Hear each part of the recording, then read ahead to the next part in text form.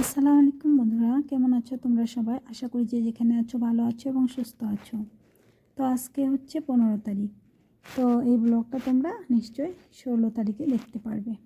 তো দেখো এই তো কিছু কাজ করে নিচ্ছি। কিছু কাজ বলতে ঘরটা অল্প পরিষ্কার করব। ঘরটা একদম অগোছানো হয়ে আছে। তো ভাবলাম ঘরটা গোছানোর থেকে তোমাদের সঙ্গে ভিডিও শেয়ার করি।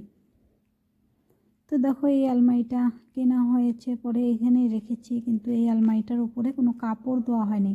সেই জন্য এই আলমারিটার উপরে একদম ধুলো দিয়ে একদম ভর্তি হয়ে আছে। ভাবলাম যে না, আরও যেহেতু জানলার সামনে ঘর মানে এই জানলাটা খুললে বাইরের থেকে যেগুলো ধুলো টুলো আসে না, সব একদম এই আলমারিতে ড্রেসিং টেবিলের উপরে একদম সাদা হয়ে থাকে।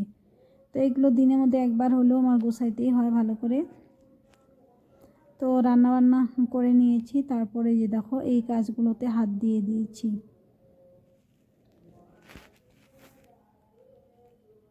আর এই আলমারিটা আমরা কিনেছি প্রায় 1 মাস মতন হলো।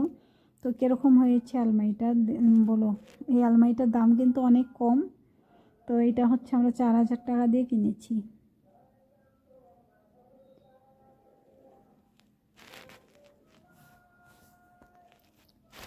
তো এখন যেহেতু স্কুল বাদ দিয়ে দিয়েছি, সেই জন্য কাজ কামগুলো একদম সুন্দর গুছিয়ে গাছিয়ে করতে পারি। আর স্কুল থাকাতে কি হয়েছে, সবসময় তাড়াহুড়ো করতে করতে এই গোছাগাছির কাজগুলো সবসময় করাই হয়নি। তো ভাবতেছি যে না, স্কুল বাদ দেওয়াতে আমার অনেকটাই আরাম হয়েছে, আর ঘর দুয়ারও খুব সুন্দর করে সংসারের কাজগুলো করতে পারি।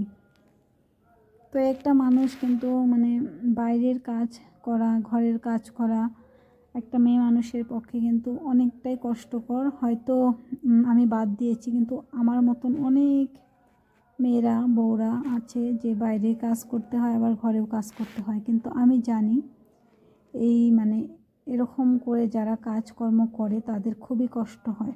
তারপরে যদি তাদের ছোট ছোট 1-2টা বাচ্চা থাকে, তাহলে তো আরোই অসুবিধা। যাই হোক, দেখো এখন কাজ করতে করতে ওদিকে হলো ওদিকেরগুলো গুছিয়ে নিয়েছি, আর হচ্ছে যে এখন বিছনাটা গোছাবো। তো তোমাদের দাদা ভাই আর মামামকে কোলে নিয়ে পাশ দিয়ে গেলো। আমি ক্যামেরাটা সেট করেছি, হয়তো বুঝতেই পারেনি, আর আমিও দেখিনি যে ভিডিও এডিটের সময় দেখতে পারলাম। তো এই ঠান্ডার দিনের জন্য না, এই জানলাটা বেশি খোলাই হয় না, আর খুললেও আমি যখন রুমে থাকি তখনই খোলা রাখি, আবার একটু করে বন্ধ করে দিই। মামাম এখন অল্প বড় হয়েছে, আর এই যে আলনার কাপড় টাপড়গুলো একদম টানে টুনে ফেলে দেয়। যাই হোক, ও তারপরেও অতটুক দুষ্টুমি করে না ঘরের প্রতি। তো যাই হোক বন্ধুরা, তোমাদের সঙ্গে দেখো একটা জিনিস এনেছি, সেটাই না হয় শেয়ার করছি। তার কিছুদিন আগে আমি একটা ফ্লিপকার্টে কাপড় অর্ডার করেছিলাম। তো সেটা ছিল কালো রঙের। তো সেটা দেখে খুবই ভালো লেগেছিল। তারপরে ভাবলাম যে না, এরকম আর একটা নিয়ে নিই।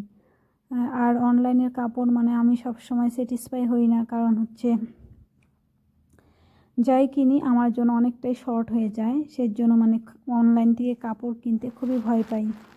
তো আমি একটা ফ্লিপকার্টের থেকে নিয়েছিলাম। তো এটা নিয়েছি। এখন দেখো, ওইটা তো ব্ল্যাকের মধ্যে ছিল, আর এটা ছিল মেরুন কালার ছিল, কিন্তু এসেছে রেড। সেটার জন্য কিন্তু যাই হোক আর কি, আমি ফ্লিপকার্টে আর রিটার্ন মারলাম না, আর অত খারাপ নাই, সেজন্য এটা রেখে দিলাম।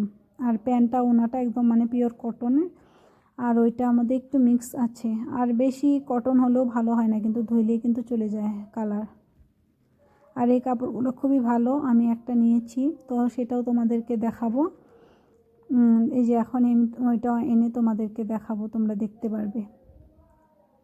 তো সেটাই আগে নিয়েছিলাম। ওইটা কিন্তু বেশি ভালো লাগছে আমার, কিন্তু তোমাদের কোনটা বেশি ভালো লাগে তোমরা কমেন্ট করে জানাবে। তো চলো তোমাদেরকে সেটাও দেখাচ্ছি। তো আমি ভিতরে গিয়েছি ঘরে সেটাই আনতে। অ্যাকচুয়ালি ভয়েসটা আমি পরে দিচ্ছি, সেই জন্য। তো দেখো এই যে এটা হচ্ছে কালো রঙের। তো কোনটা ভালো লাগছে নিশ্চয়ই জানাবে। আর এইটা হলো আগে নিয়েছিলাম, সেই জন্য এটা একদিন পরেছিলাম, আমি স্কুলে ফাংশন ছিল সেদিনকে পরেছিলাম, পিকনিক খেয়েছিলাম। এটা কালো আসছে লাল। আর প্যান্টের কাপড়টা আর ওড়নাটা পিওর কটন। তো ওড়নাটা ঘরেই রয়েছে। তো যাই হোক মানে এই কালো রঙেরটা ধুয়ে দিব, এটা হলো পরা হয়েছে, আর লালটা আমি এখন ভাঁজ করে রেখে দিব। তো এটা ভি গলার উপরে না খুব ভালো লেগেছিলো কাপড়টা। আর এটা হলে আমার মানে একদম পা পর্যন্ত পার একটু উপরে থাকে, ভালো হয় আর কি, মানে বরখার মতনই লাগে। সেই জন্য এই কাপড়টাই আরেকটা অর্ডার করে নিয়েছি।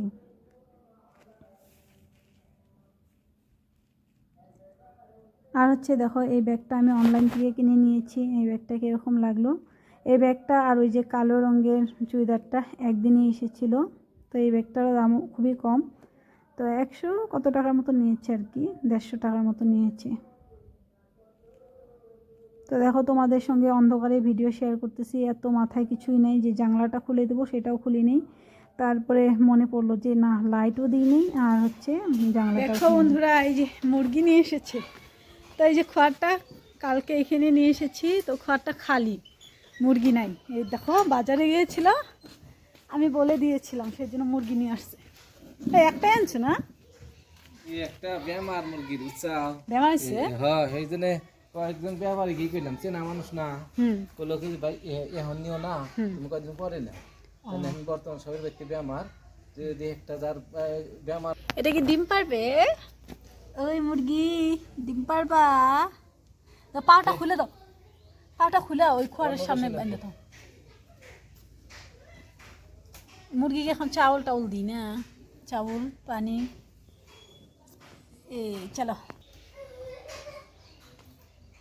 তাও ওইখানটা বান্ধা দাও রশি দিয়ে, একটা শুকলি দিব। ওই যে ওইটা ওইটা দিয়ে হবো নাকি? ওই যে ওখানে যে পড়ে আছে। ওটা দিয়ে বলো চলবো। আর কি আনছো ব্যাগের মধ্যে? আমার জুতা আনছো?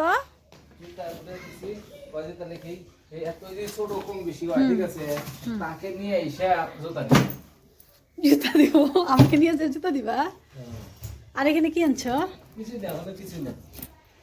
তাহলে যাও মুরগিটা বাঁধে দাও।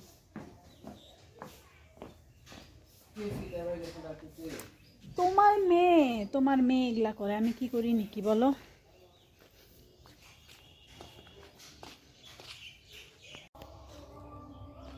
চাউল দিয়ে দিব না?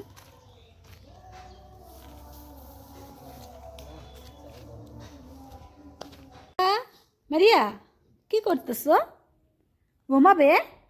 ঘুমাবে? বন্ধুদের সঙ্গে কথা বলো। কেন ঘুমাইছে? চলো ঘুমাই দিই।